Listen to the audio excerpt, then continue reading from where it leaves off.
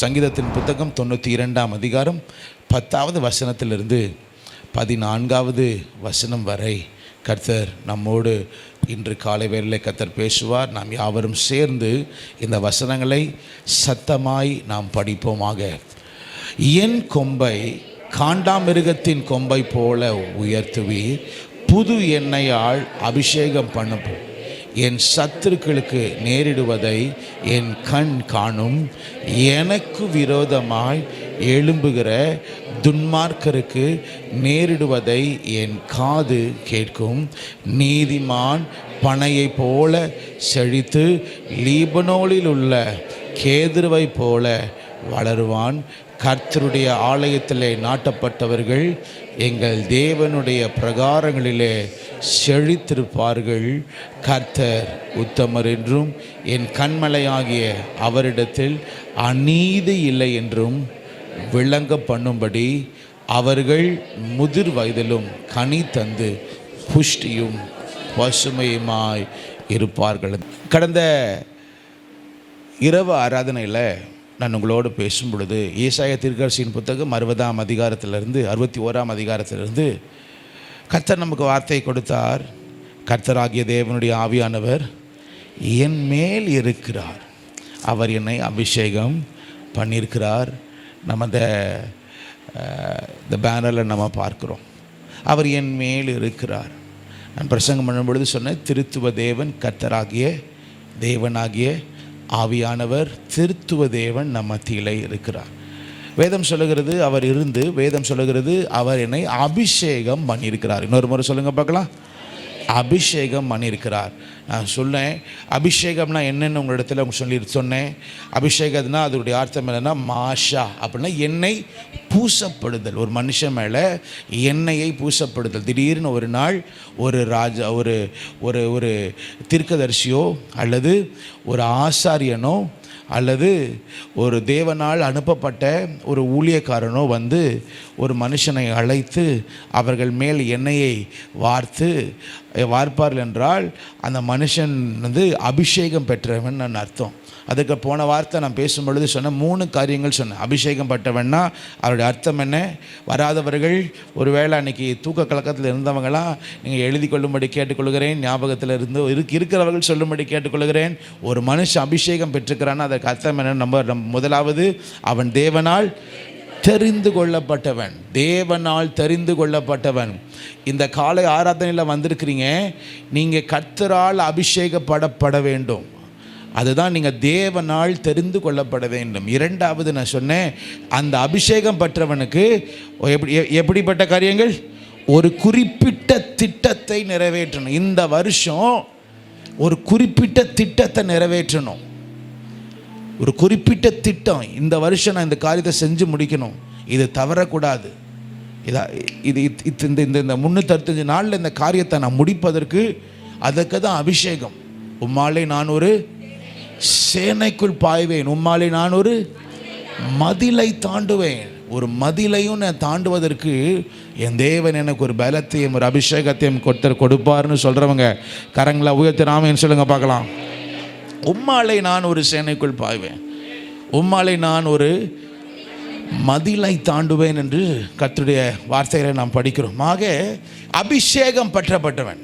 மூன்றாவது சொன்னேன், அபிஷேகம் பண்ணப்பட்டவனுடைய வார்த்தையுடைய என்னன்னா அவர் தேவனுடைய அங்கீகாரம். தேவனுடைய அங்கீகாரம். உங்கள் மேலே ஒரு அடையாளம் இருக்கணும். என்ன அடையாளம்? தேவனுடைய அடையாளம் உங்கள் மேலே இருக்கும். அதுதான் அபிஷேகம். அந்த அடையாளம் இல்லைன்னா நீங்கள் தேவன் வைத்திருக்க லக்கை நீங்கள் மிஸ் பண்ணிடுவீங்க.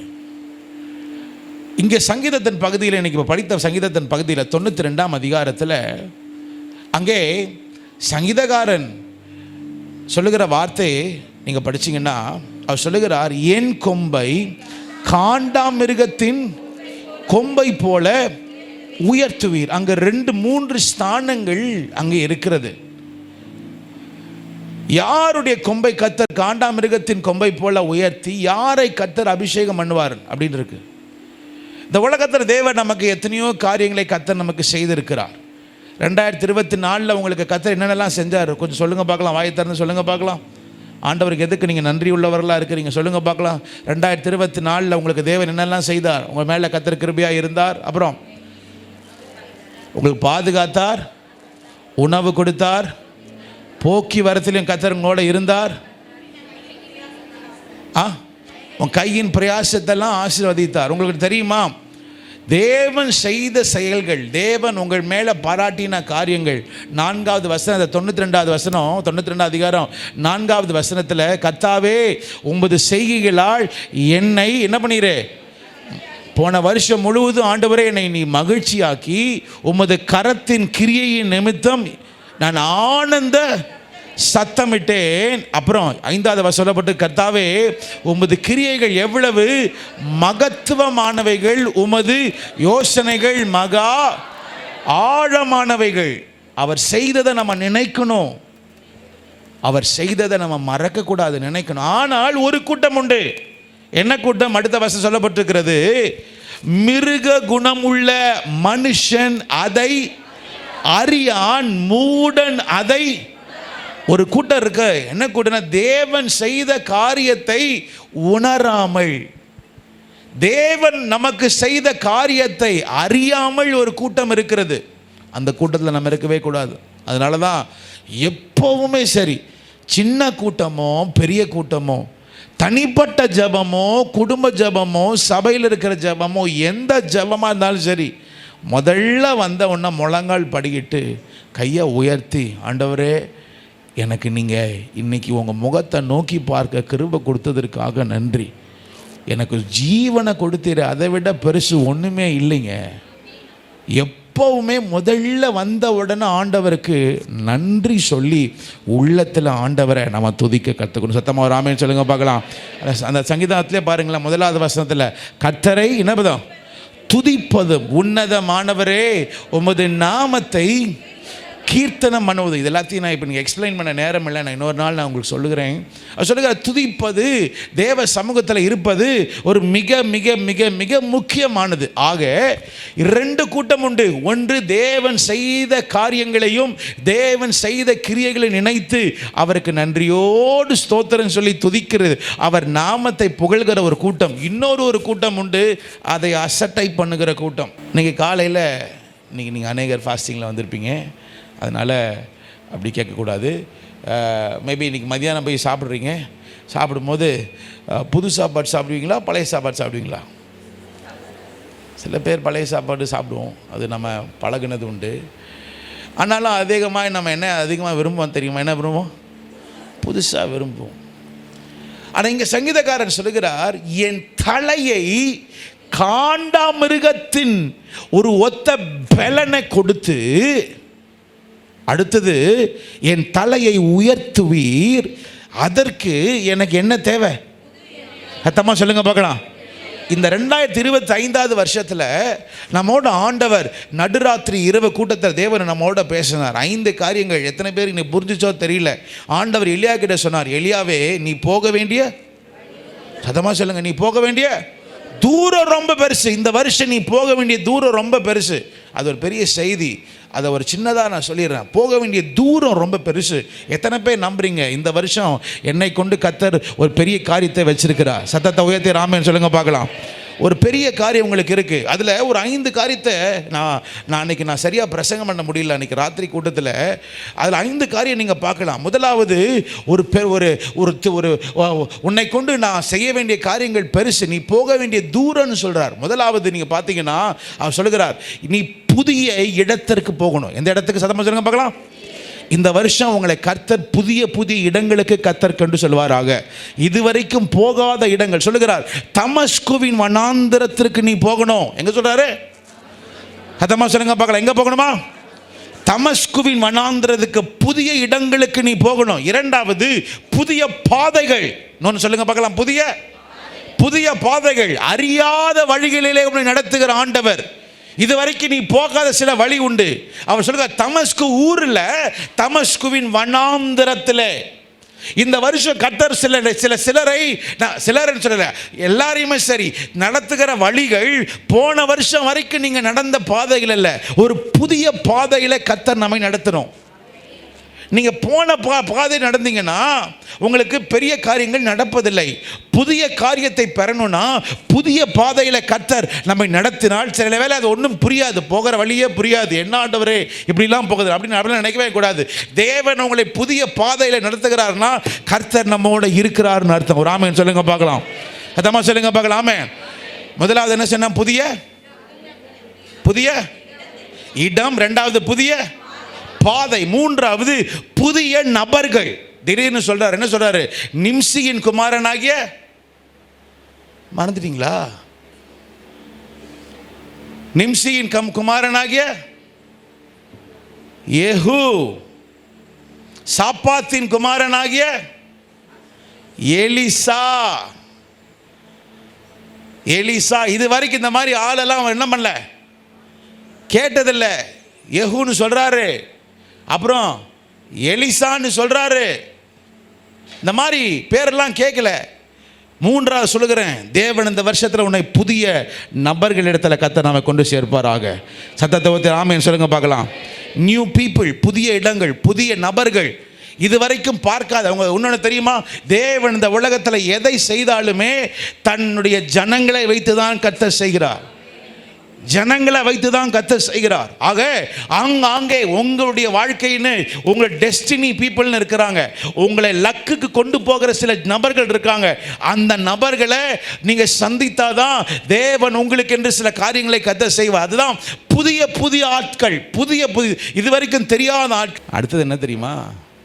புதிய நபர்கள் மாத்திரம் இல்லை, திடீர்னு ஆண்டு சொல்கிறாரு, ஒரு வார்த்தை மட்டும் சொல்கிறாரு. என்ன சொல்கிறாருன்னா, உன் இடத்துல நீ என்ன தெரியுமா பண்ணணும்? உன் தீர்க்கதரிசின்னு இருக்கிற இந்த ஸ்தானத்தில் நீ எலிசாவை என்ன பண்ணு? அபிஷேகம் பண்ணு. நான்காவது தெரிஞ்சு வச்சுக்கங்க, தேவன் இந்த வருஷம் புதிய லக்கு உனக்கு வச்சிருக்கிறார். போன வருஷம் வரைக்கும் இந்த லக்கு வேற. New projects first. New projects other.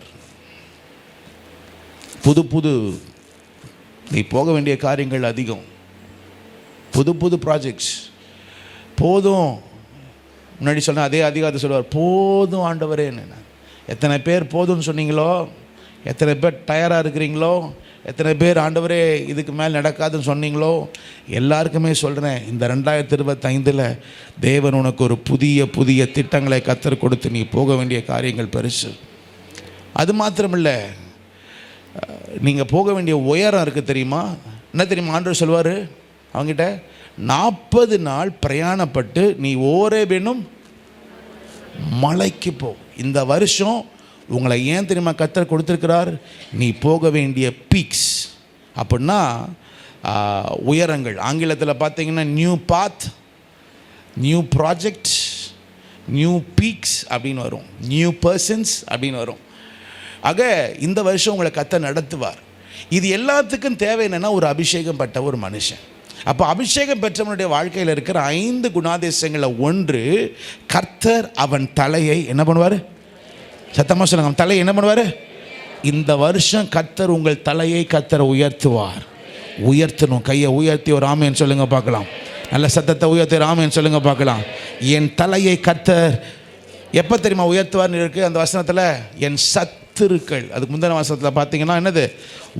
சத்துருக்கள் இருக்கும். அடுத்த வசனம் பார்த்தீங்கன்னா என் சத்துருக்கள் இருக்கு. 2 கூட்டத்தார் உங்களுக்கு நடுவில் இருக்கிறாங்க. ஒன்று தேவனுடைய சத்துருக்கள்னு 2 பேர் இருக்கிறாங்க. யாரு? தேவனுடைய சத்துருக்கள்னு சில பேர் இருக்கிறாங்க. யார்? ரட்சிக்கப்படாத ஆட்கள் சில பேர் உங்களுடைய வளர்ச்சியை தடுக்கிறதுக்குன்னு இருப்பாங்க. அடுத்ததில் பார்த்தீங்கன்னா உன் சத்துரு அப்படி இருக்கும். அதே அந்த 92 அதிகாரத்தில் அந்த வசனத்தில் பார்த்தீங்கன்னா உன் சத்துரு. அது யார் தெரியுமா? உங்கள் வாழ்க்கையில் சில சத்துருக்கள் இருப்பாங்க. யாராக இருந்தாலும் சரி, கர்த்தர் இந்த வருஷத்தில் அவர்களுக்கு முன்பதாக சத்தத்தை உயர்த்தி சொல்லுங்க பார்க்கலாம், என் கொம்பை கர்த்தர் உயர்த்துவார். நல்ல சத்தத்தை உயர்த்தி சொல்லுங்க பார்க்கலாம், என் கொம்பை கர்த்தர். அப்போ ஒரு மனுஷன் மேலே கர்த்தருடைய அபிஷேகம் இருக்குன்னா நீ கண்டிப்பாக என்ன பண்ணுவ? உயர்த்தப்படுவா. You will be lifted high. இரண்டாவது 1 சாமுவேலின் புத்தகம் 10ஆம் அதிகாரம் 1வது வசனத்தையும் 2வது வசனத்தையும் நீங்கள் படிக்க கேட்டுக்கொள்கிறேன். 1 சாமுவேலின் புத்தகம் 10ஆம் அதிகாரம் 1வது வசனத்தையும் 2வது வசனத்தையும் படிக்கும்படி நான் கேட்டுக்கொள்கிறேன். அப்பொழுது சாமுவேல் தைல குப்பியை எடுத்து அவன் தலையின் மேல் வார்த்து அவனை முத்தம் செய்து கர்த்தர் உன்னை தம்முடைய சுதந்திரத்தின் மேல் தலைவனாக அபிஷேகம் பண்ணினார் அல்லவா? நீ இன்றைக்கு என்னை விட்டு போகிற போது பென்யமின் எல்லையாகிய செல்சாகில் ராகேலின் கல்லறையண்டையில் 2 மனுஷரை காண்பாய். அவர்கள் உன்னை பார்த்து நீ தேட போன கழுதைகள் அகப்பட்டது. இன்னொரு முறை பார்க்கலாம். நீ தேட போன கழுதைகள் அகப்பட்டது. எப்ப தெரியுமா சவுலுக்கு அவன் இழந்த காரியம் கிடைச்சிச்சு? வார்த்தையினால் அல்ல. சத்தமா சொல்லுங்க. 2வது ஒரு மனுஷன் வாழ்க்கையில் ஆண்டவர் எப்ப தெரியுமா அபிஷேகத்தினுடைய ஆசீர்வாதம் என்ன தெரியுமா? நீ இழந்ததை கர்த்தர் உனக்கு திருப்ப கொடுப்பதற்கு அவருடைய அபிஷேகம் உனக்கு உதவி செய்யும். யோவேலின் புத்தகம் 2ஆம் அதிகாரம் 25வது வசனம் எல்லாருக்கும் எனக்கு பிடித்த வசனம். பட்சித்த வருஷங்களின் பலனை நீ பார்ப்பாய். பட்சித்த வருஷங்களின் பலன். இன்னொரு மனுஷனுங்க பார்க்கலாம். பட்சித்த வருஷங்களின் பலன். யோவேலின் புத்தகம் 2ஆம் அதிகாரம் 25. அப்ப எது எல்லாம் நீ இழந்தியோ நான் உங்களிடத்தில் அனுப்பின என் பெரிய சேனைகள் ஆகிய வெட்டி கிளிகளும் பச்சை கிளிகளும் முசுக்கட்டை பூச்சிகளும் பச்சை புழுக்களும், அடுத்தது பட்சித்த வருஷங்களின் விளைவை உங்களுக்கு. ஆண்டவர் சொல்ற வார்த்தை என்ன தெரியுமா? எத்தனை பேருக்கு ஃபெயிலியர் வந்திருக்குங்க வாழ்க்கையில்? எல்லாம் கை வருத்துவீங்க. First time failure, okay. Second time failure, third time failure, fourth time failure ஆனவங்க நான் மனசே இல்லை. ஆனால் ஆண்டவர் சொல்றாரு 4 முறை என் ஜனங்கள் வாதிக்கப்பட்டாங்க. 4 முறை அவங்களுக்கு ஃபெயிலியர்ஸ். என்ன? பெரிய சேனையாகிய வெட்டுக்கிளி சாப்பிட்டுட்டு போயிடுச்சு. அடுத்தது பச்சை கிளியும் சாப்பிட்டுட்டு போயிடுச்சு. 3வது முசுக்கட்டை பூச்சிகள் சாப்பிட்டுட்டு போயிடுச்சு. 4வது பச்சை புழுக்கள் சாப்பிட்டுட்டு போயிடுச்சு. இனி ஒன்றுமே இல்லைன்னு நினைக்கிற. ஆனால் உன்னை மறந்துடாத, எதையெல்லாம் நீ இழந்தாயோ பட்சித்த வருஷங்களின் விளைவை உங்களுக்கு திரும்ப நான் அளிப்பேன். சத்தத்தை உயர்த்தி சத்தமாக சொல்லுங்க பார்க்கலாம். பட்சித்த வருஷங்களின் விளைவை உங்களுக்கு நான் திரும்ப. 2வது அபிஷேகத்தினுடைய ஆசீர்வாதம் என்னன்னா, நீ இழந்ததை நீ பெற்றுக்கொள்வாய். அவன் இழந்த கழுதையை அவன் பெற்றுக்கொண்டான். 3வது ஏசாயா தீர்க்கதரிசியின் புத்தகம் 10ஆம் அதிகாரம் 27வது வசனம். நித்துடன் முடித்து விடுகிறேன். 10ஆம் அதிகாரம் ஏசாயா தீர்க்கதரிசியின் புத்தகம் 10ஆம் அதிகாரம் 27வது வசனம் படிக்கும்படி கேட்டுக்கொள்கிறேன். இந்நாளில் உன் தோளில் நின்று அவன் சுமையையும் உன் கழுத்தில் நின்று அவன் நுகமும் நீக்கப்படும். அபிஷேகத்தின் நுகம் முறிந்து போகும். சரி, அபிஷேகத்தினால நுகம் என்ன பண்ணுமா? முறிந்து போகும். சரி, அப்படின்னா அர்த்தம் என்ன? ஒரு மனுஷனுக்கு 2 நுகம் இருக்கு. ஒன்று தேவனால் கொடுக்கப்பட்ட ஒரு நுகம் இருக்கு. 2வது சத்ரு கொடுக்குற நுகம்னு இருக்கு. நுகம்னா அதுக்கு அர்த்தம் என்ன தெரியுங்கள? ஒரு இந்த மாடெல்லாம் பார்த்துருக்கீங்களே, இந்த வயல்வெளியில் மாடுகள் இருக்கும். ஒரு பக்கம் ஒரு மாடு, 2 பக்கம் 2 மாடு இருக்கும்ல. அதை இந்த பக்கம் அந்த பக்கம் என்ன பண்ண முடியாது, போக முடியாது. அந்த எஜமான் சொல்கிறத தான் இது என்ன பண்ணணும், அது செய்யணும். அதுதான் நுகம். அந்த தலையில் போடுவாங்க, அதுதான் நுகம்னு சொல்லுவாங்க. இப்போ சில வேளையில் 2 விதமான நுகம் இருக்குது. ஒன்று சத்ருவால் வந்த நுகம், அப்புறம் ஆண்டவர் நமக்கு கொடுக்குற நுகம். இயேசு கிறிஸ்து சொல்லுகிறார் மத்தேயு 11ஆம் அதிகாரம் 29வது வசனத்திலையும் 30வது வசனம் சொல்லப்பட்டிருக்கிறது. நான் சாந்தமும் மனத்தாழ்மையுமாக இருக்கிறேன், என் நுகத்தை உங்கள் மேல் ஏற்றுக்கொண்டு என்னிடத்தில் என்ன பண்ணுங்கள், கற்றுக்கொள்ளுங்கள், அப்பொழுது உங்கள் ஆத்துமாக்களுக்கு என்ன கிடைக்கும்? இளைப்பாறுதல் கிடைக்கும். அடுத்த வார்த்தை சொல்லப்பட்டிருக்கு, என் நுகம் மெதுவாயும் என் சுமை.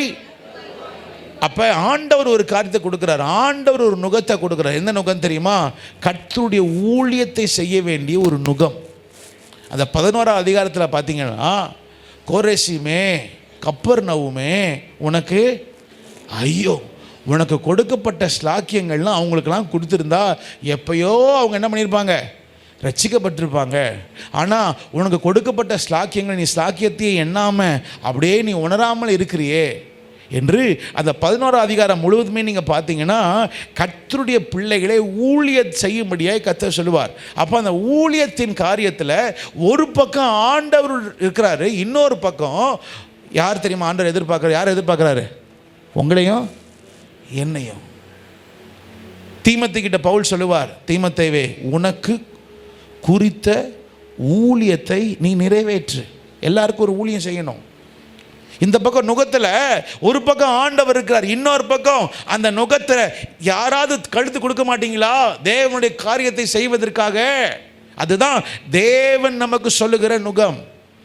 இந்த நுகத்தை நாம் யாவரும் எடுத்து தான் ஆகணும். தேவன் நமக்கு கொடுத்த ஒரு கட்டளை.